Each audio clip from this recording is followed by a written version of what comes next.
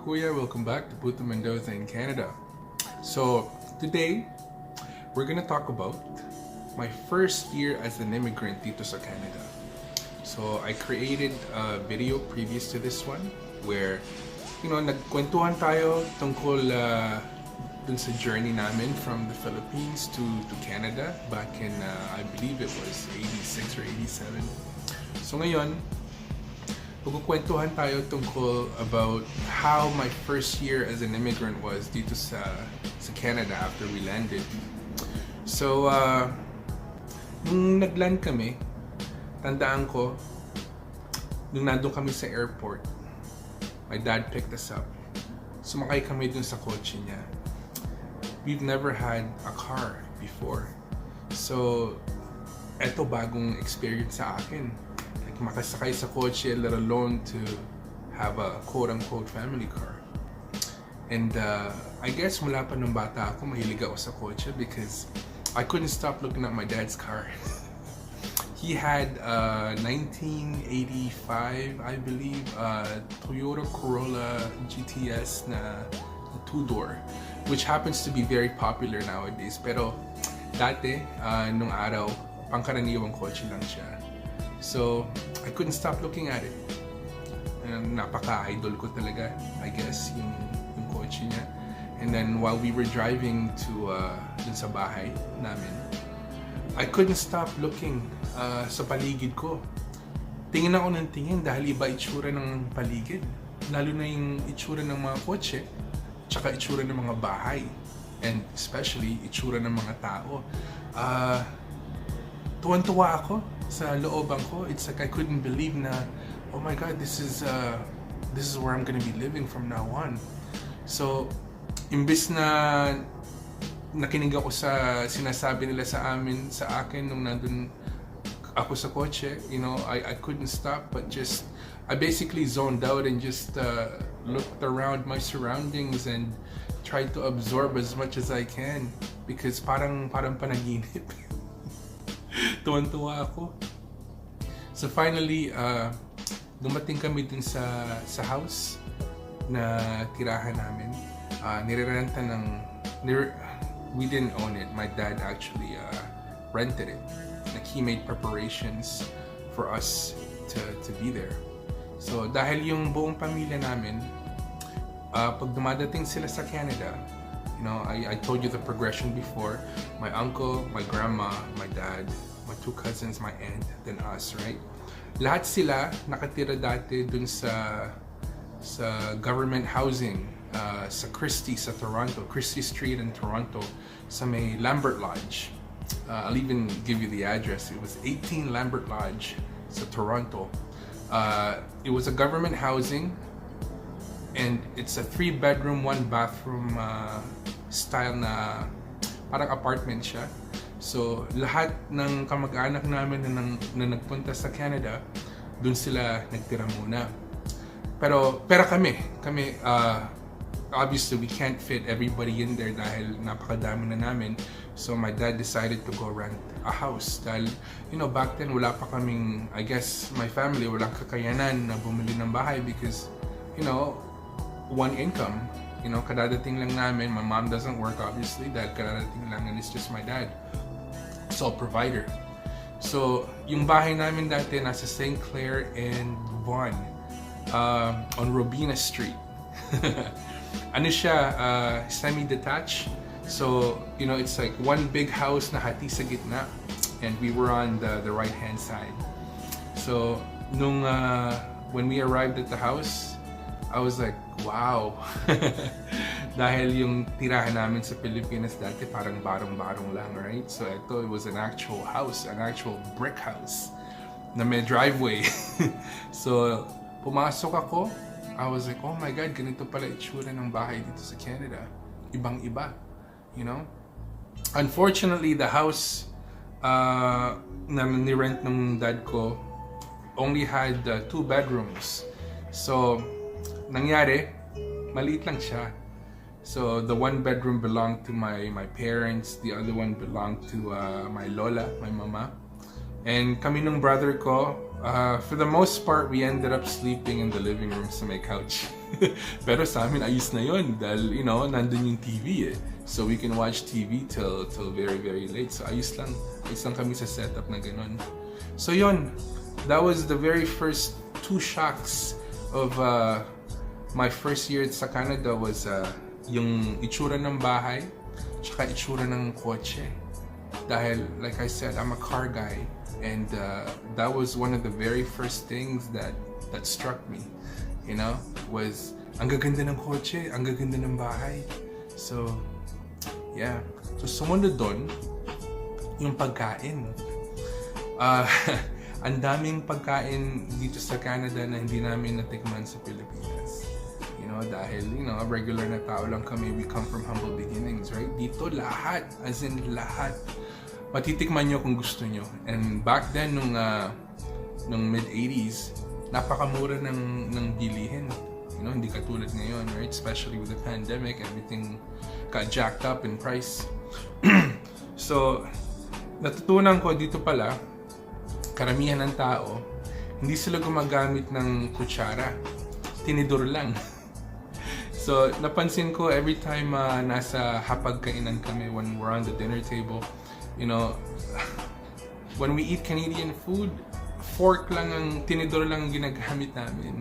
So, sinabi nga sa akin dati, may nagsabi sa akin, nakalimutan ko kung sino, the reason why we use forks here in Canada, para hindi ka makakain ng sobra. Dahil, karamihan ng tao dito mabigat. Like, look at me, ang bigat ko ngayon, right? So the fork actually prevents you from eating too much. As opposed to the spoon, kung may kutsara ka, sige, kain ka lang ng kain. The fork, you can't scoop as much. So yun, I had to go learn table manners dahil dati sa Pilipinas, kutsara, tinidor lang. Dito,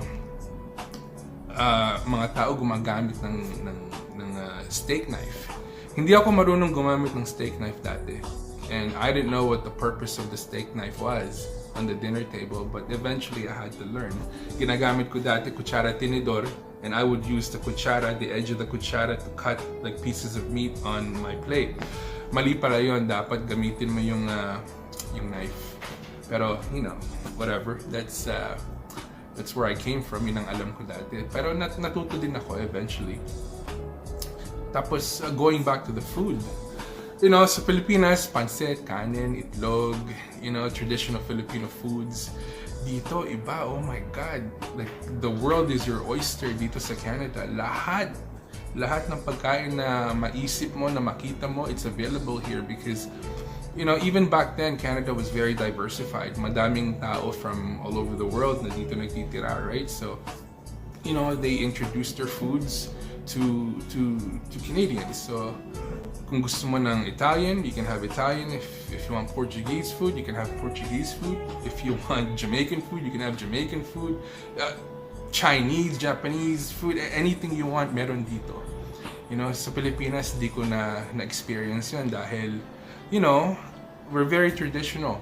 Di kami madalas kumain sa labas dati dahil tatlo lang kami it's just my mom, my brother, and I, right? So, yung budget namin medyo limited. So, lagi kami sa bahay kumakain. Dito, oh my God, it's very normal for people here to eat outside.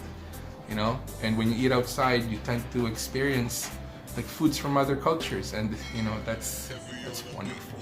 It's really, really wonderful. Yung damit ng mga tao dito, iba.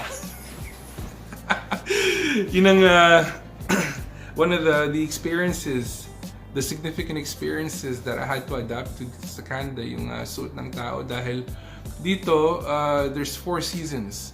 There's summer, there's fall, there's winter, and there's spring, right?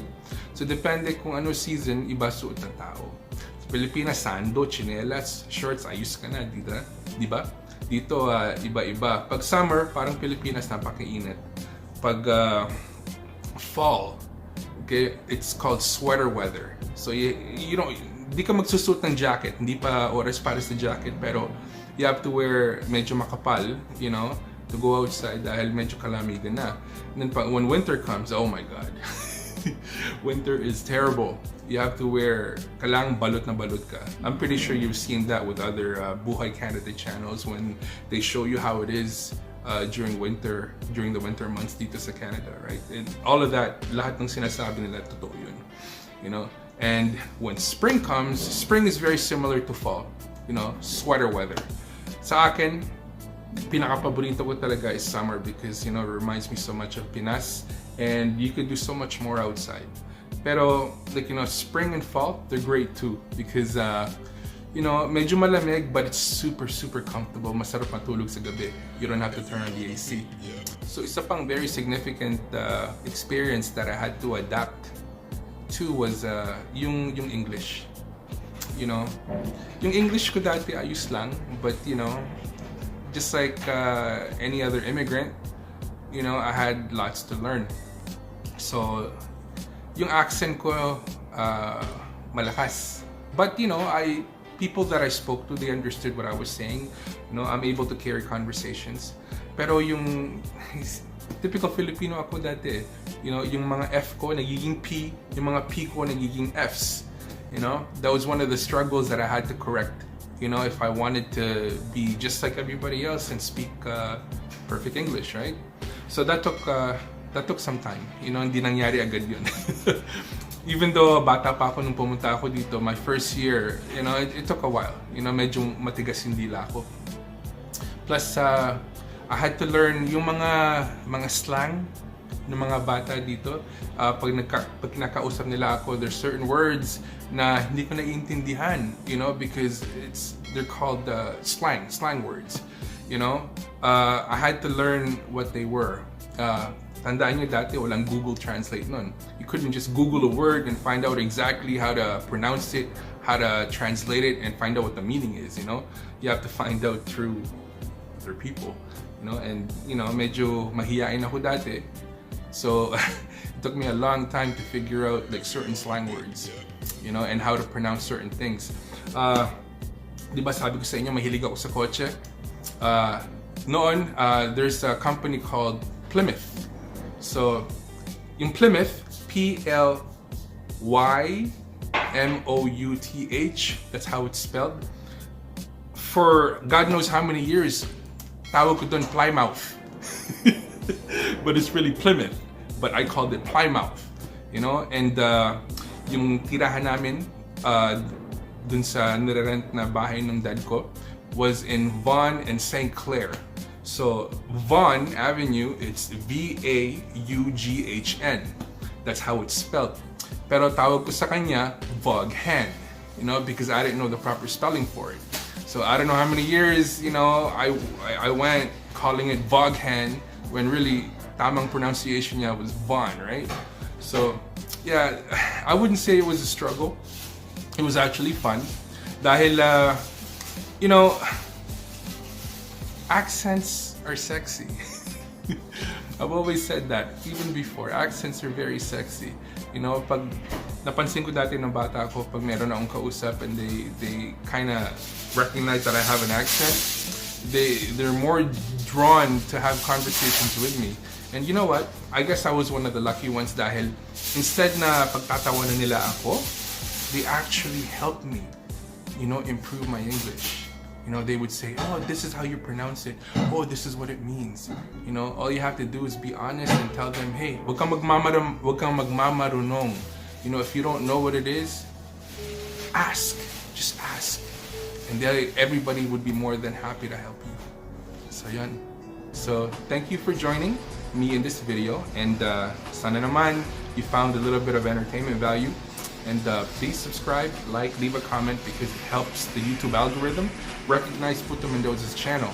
So again, this is Puto Mendoza in Canada wishing you good night, good morning, good afternoon, wherever you are in the world. Stay hungry, stay humble, and keep your hustle strong. Hey guys, I'll see you guys in the next video. Bye now. Kung sinong aking mahal.